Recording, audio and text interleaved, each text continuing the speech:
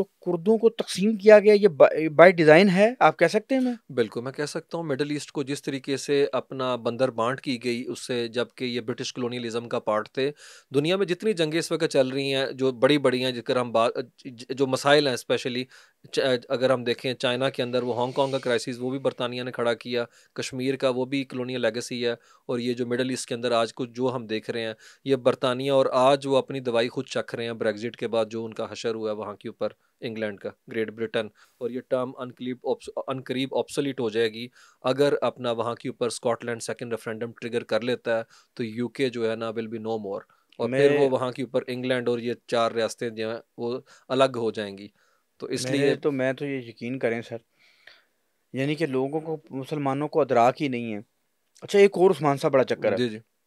नाजरीन के लिए ये मैं बात कर रहा हूँ। नाजरीन, आप ना मिडिल ईस्ट का नक्शा खोलें हम्म, तो आप ये देखेंगे कि जो मिडिल ईस्ट का नक्शा है, बुनियादी तौर पे मुसलमानों की सेकेंड वर्ल्ड वॉर के बाद जो ये सारा नक्शा डेवलप हुआ ना कि ममालिक कैसे होंगे। हम्म, नाज़रीन, आप ना मिडिल ईस्ट का नक्शा खोलें, मैं चाहूँगा कि जब जो गुफ्तगू कर रहा हूँ तो ये हम स्क्रीन पे दिखा भी देते हैं। नाज़रीन, आप ये देखें कि आपको ना ये स्ट्रेट लाइंस नज़र आएंगी, जैसे बिल्कुल स्ट्रेट लाइंस। क्या दुनिया में कोई बॉर्डर भी स्ट्रेट लाइंस पर मुश्तमिल हो सकता है? नहीं हो सकता ना। अब देख लें, इसके अलावा आपको कहीं भी ये ऐसी स्ट्रेट लाइंस नहीं मिलेंगी। जैसे ऐसे ये तो ऐसे लगता है कि नक्शा फैला के ऐसे क्रॉस लगाए गए, एक एक फुट्टा रखा गया और फिर बस निशान लगा दिए गए। ये मिडिल ईस्ट को ऐसे तकसीम किया गया। ये बड़ी और इसी तकसीम में आप देखें कि कुर्दों को, जो सलाहुद्दीन अयूबी था, उसकी जो कबीला था सलाहुद्दीन अयूबी साहब का, उसको तकसीम करके रख दिया कि कभी वो एक यकजा कुव्वत के तौर पे दोबारा उभर ही ना सकें। ये छोटी बातें नहीं हैं, ये इसको दिमाग खोलें, समझें। ये जो आज की सारी गुफ्तगू है, ये आपकी अंडरस्टैंडिंग के लिए है कि आपको समझ आए कि दुनिया क्या सोचती है, क्या कर रही है आपके साथ। एक और बड़ी मैन्युफैक्चर्ड किस्म का ये सारे का सारा मामला खड़ा किया गया। ये ऑर्गेनिक किस्म के बॉर्डर्स बिल्कुल नहीं भी कभी भी है, नहीं थे कभी अब। भी नहीं थे। और उन इन्होंने तमाम, और याद रखिएगा जो फार राइट ग्रुप है अपना, हार्डकोर क्रिश्चियन है वेस्ट के अंदर, वो नफरत करते हैं ज्यू से, एक्चुअली एंटी सेमाइट वो हैं, एंटी सेमिटिज्म वो करते हैं, हम पे इल्ज़ाम लगा दिया गया।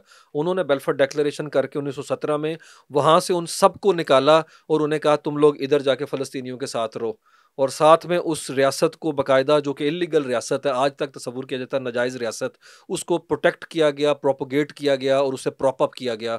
और उसके बाद से लेके 48 के बाद जब नकबा हुआ, एक्सपल्जन हुई फ़लस्तीनियों की, वो आज भी हम देख रहे हैं। तो मेरे ख्याल में इस सारे मामले के अंदर who is to blame, especially जो है ग्रेट ब्रिटेन, बरतानिया जो है उसका बड़ा कसूर है कि किस तरीके से उन्होंने यहाँ के ऊपर मैनुपुलेशन की है, और आज वो दुनिया के अंदर बीकन ऑफ डेमोक्रेसी और चैंपियन बने बैठे हैं नाज़रीन, शायद इंसानी आपके हकूक़ के। उस्मान साहब ये बात कर रहे हैं ना, शायद आपको थोड़ा सा समझ ना आए कि मैं थोड़ा समझाने की कोशिश करें। ये बाल्फोर डिक्लेरेशन की उन्होंने बात की।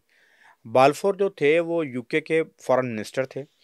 उन्होंने एक ख़त लिखा था ज्यूस को, और 1917 में, और जो रियासत बनी है 1948 में बनी है। ये याद रखें, जो इजराइल रियासत है 1948 में बनी है।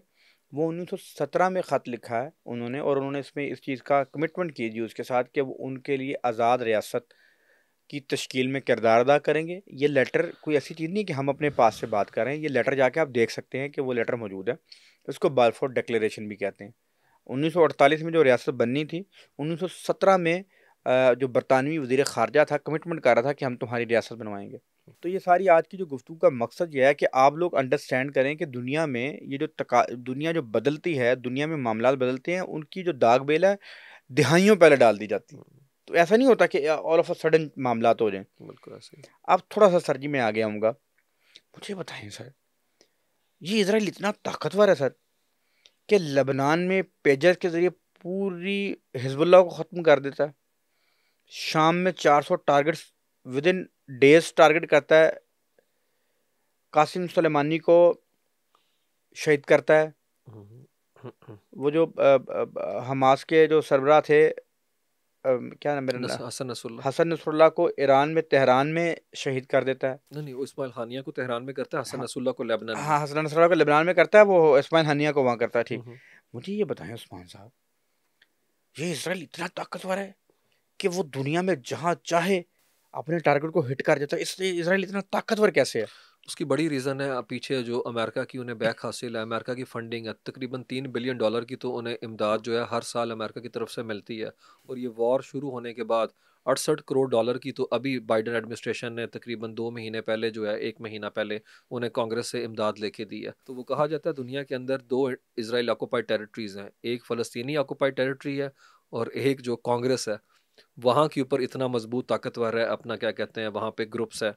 और अमेरिका के अंदर हम देख लें आप है, कोई एंटिटी कोई पर्सनैलिटी और इसराइल के ख़िलाफ़ जो है इस वक्त अगर आउटस्पोकन है, बात करती है, तो किस तरीके से उसे सिस्टमेटिकली वो जो है वहाँ से अपना आगे से मंजरनामे से हटा दिया जाता है, चाहे वो हॉलीवुड के एक्टर हों, चाहे वो वहाँ के ऊपर कोई लीडरशिप के लोग हों। हाँ जी बिल्कुल, आप चेक करके देख लें किस तरीके से जो जो लोग एंटी इसराइल अपना अपना आते हैं, गुफ्तगू कर रहे हैं, स्पेशली जिस तरीके से एक्सटर्मिनेट कर रहे हैं वहाँ पे, कत्लेआम, एक नस्ल कशी हो रही है। बल्कि आप हैरान होंगे कि अब यूट्यूब के ऊपर अपना इसराइल को लेके जेनोसाइड का वर्ड बोलेंगे तो वहाँ पे कम्युनिटी गाइडलाइन इन्वॉल्व हो जाती है। तो इस तरीके से वो नैरेटिव शेप कर रहे हैं कि आप पकड़ नहीं सकते। तमाम दुनिया के बड़े बड़े अखबारात जब फ़लस्तीनियों के बारे में लिखते हैं तो वो कहते हैं डेड और किल्ड है, लेकिन जब इसराइलियों के कत्लेआम की बात हुई जो कि हमास की तरफ किया जाता है कि उन्होंने किया, तो अल्फाज का चुनाव देखें, स्लॉटेड, ब्रूटली मर्डर्ड, तो उसमें 40 बेबीज वर बी हेडेड। तो ये सारा जो है सूडो किस्म का एक नैरेटिव शेप किया जाता है ताकि ये वॉर को जस्टिफिकेशन मिल सके है।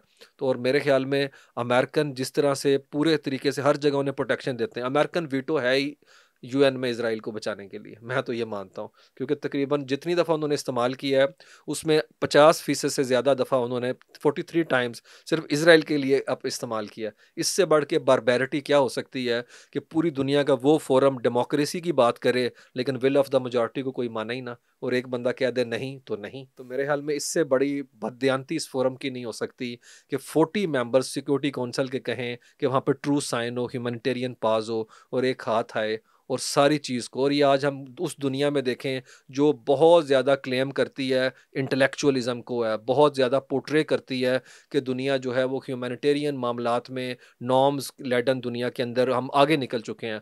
लेकिन अगर हम प्रैक्टिकल ग्राउंड के ऊपर देखें तो ये सिस्टम आज भी मेरे हाल में हज़ारों साल पहले जो सिस्टम मौजूद था, ब्रूटल सिस्टम जिसे कह सकते हैं, माइट इज़ राइट का, वो इज़ वेरी मच देयर।